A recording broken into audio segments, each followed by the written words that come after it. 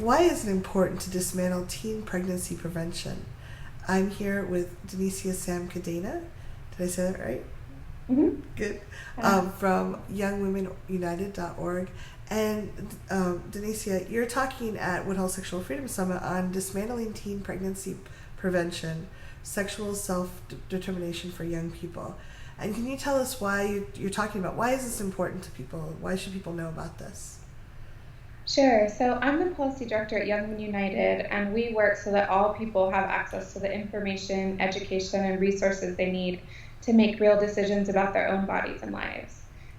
So as we were doing this sexual health justice work for decades, we started to look and really interrogate what was at the basis of teen pregnancy prevention models, and really understanding that no matter the model, the core of it was shaming young parents, people who became parents as teenagers, and just recognizing that that wasn't what we needed as a reproductive justice movement, and it wasn't actually supportive in the lives of young people. Mm-hmm.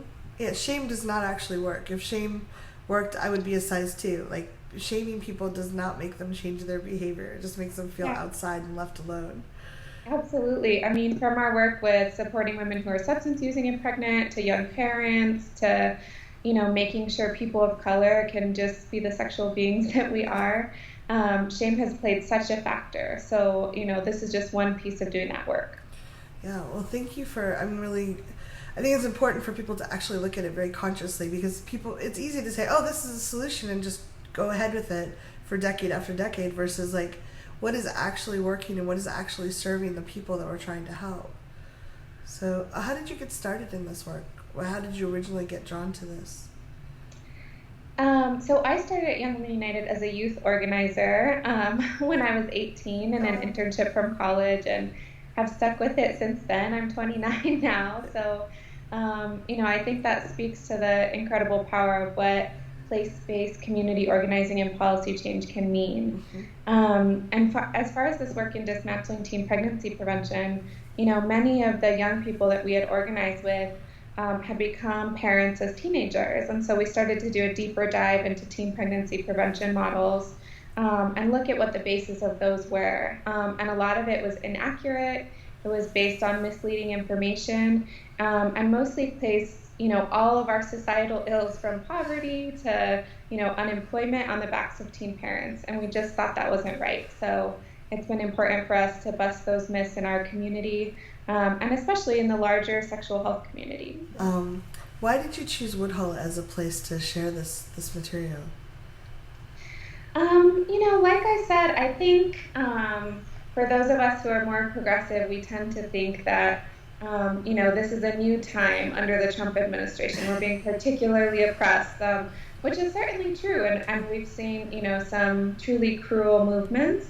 But these ideas about young families, about teen parents, have been rooted in progressive communities for some time. These negative perceptions about young families have been put out by public health, and solutions to create contraceptive plans entirely centered on young people come from those roots. So we think it's especially important in sexual and reproductive health to have these important conversations.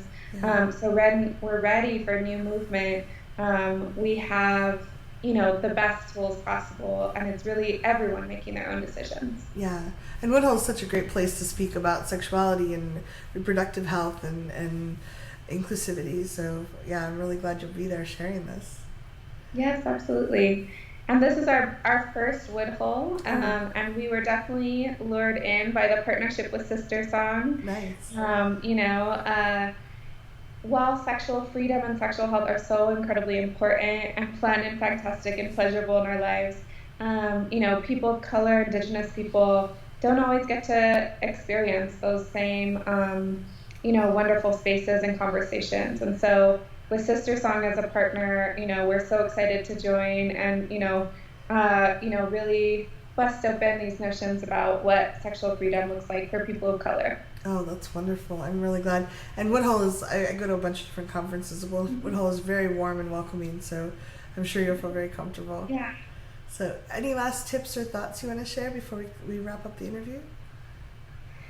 No, I'm just so excited for folks to join us.